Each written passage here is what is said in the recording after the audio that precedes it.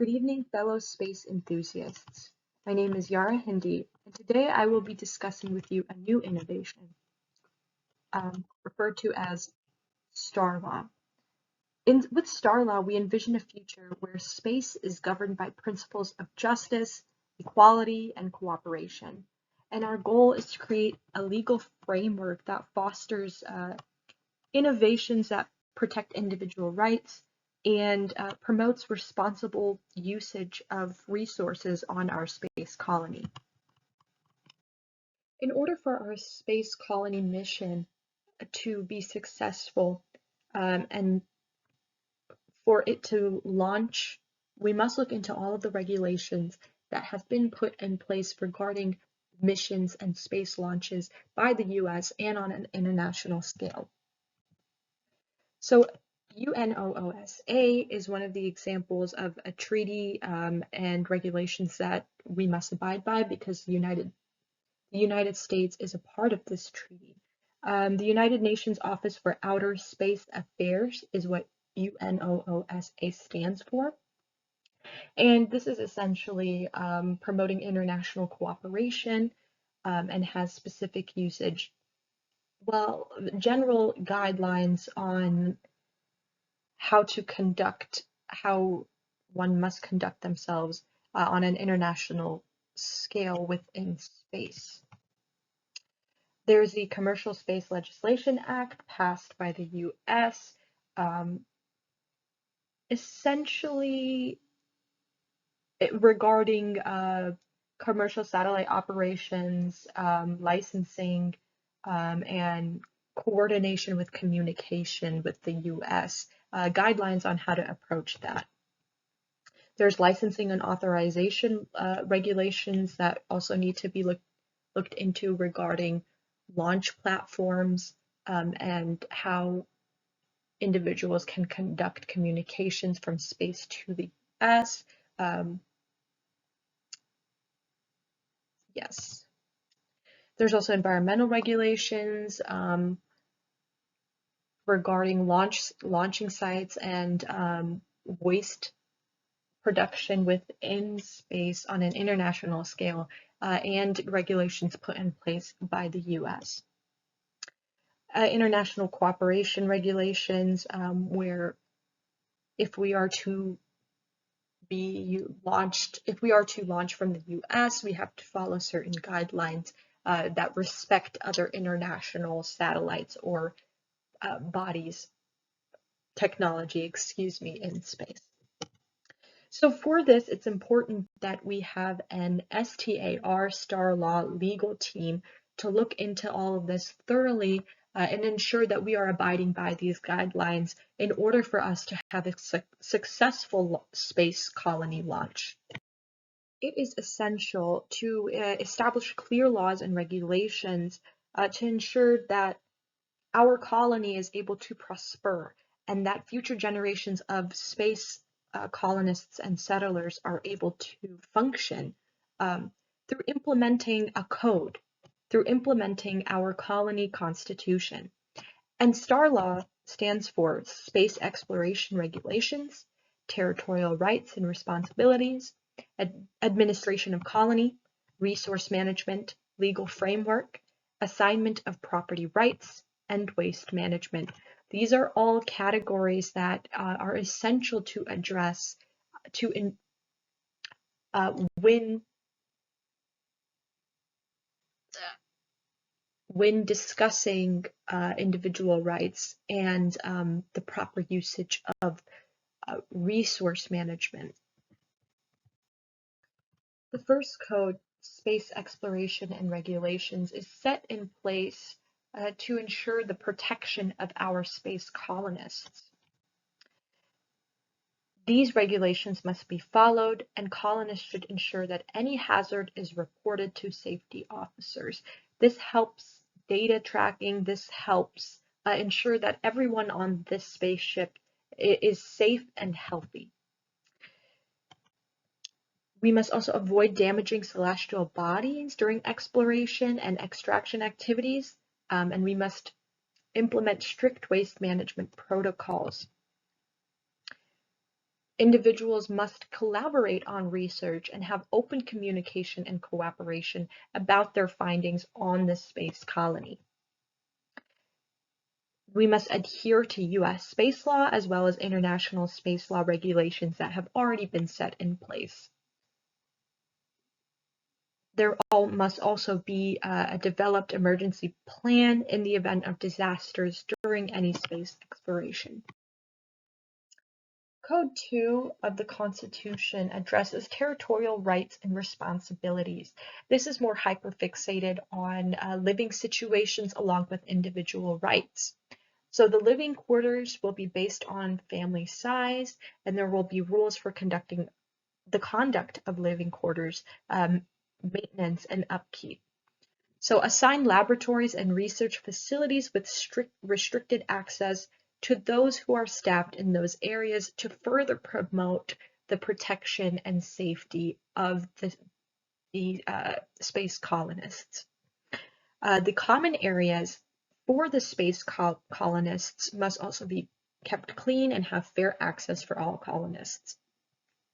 There must also be a set agricultural and food production area that will be accessible to everyone on the ship. Intra-colony transportation will be accessible to all colonists. And there will also be an implementation of emergency zones, shelters, medical facilities, and evacuation procedures. Code 3 addresses the administration of the colony, the politics of the colony, and how society will conduct itself. The type of governing body this colony will have is a judicial branch will be established and subject to changed re-election after the completion of a 3-year term with a popular vote for 6 members who will be hearing the colonists' cases and helping enforce rules. As we are well aware, in society we may have complications with one another. We may wish to voice our opinions or views or concerns, and this branch will help establish this voice. S.T.A.R law can be subjected to changes with the majority of the colonists coming to an agreement of what is being proposed with the 4/6 agreement for the proposed law on the judicial side. There also must be public comments heard during a public comment section of the colony weekly meetings. Colonists must play a role in their community to ensure that everyone's needs are being met, and to further promote a collaborative mindset. There should also be an international diplomatic relations team on board to conduct communication with international space operations. Code 4 of the Constitution addresses resource management, and this is the most vital part of our Constitution because it is ensuring, yet again, that everyone on board is surviving and that the ship lifestyle is being maintained. So resource management includes rationing, recycling, and implementing renewable energy sources. The Resource Allocation Committee will consist of scientists and engineers who will be community representatives. And then these members will be tasked with maintaining resource inventory, and rationing size will vary based on population size and resource availability. Of course, the Resource Allocation Committee will also take part in this decision. And there must be daily quotas for supplies. Emergency protocols developed for resource shortages must be implemented as well as part of our code. We must also ensure to educate colonists about resource and rationing measures through required training programs and community gatherings, including penalties for not following those guidelines. Code 5 briefly addresses the legal framework of our society, of our colony, our space colony. So as we kind of touched on this earlier, but the judicial system is meant to address the disputes of the colonists, and colonists are able to represent themselves or seek representation from given legal counsel. Cooperative government. This is a cooperative government that ensures the needs of all residents are being met and that the community is working together to establish sustainability. Code 6 of the Constitution regards the assignment of property rights.